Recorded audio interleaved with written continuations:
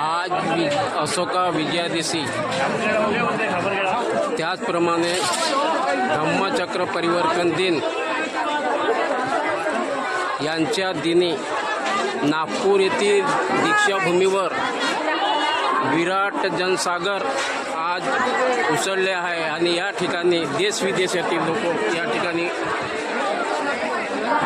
बाबासाहेबांना अभिवादन करण्याकरता या ठिकाणी उपस्थित आहेत आणि ते दृश्य आपण न्यूज ट्राम TV न्यूजच्या चॅनलच्या माध्यमातून आपण पाहू शकतो. बरोबर आहे.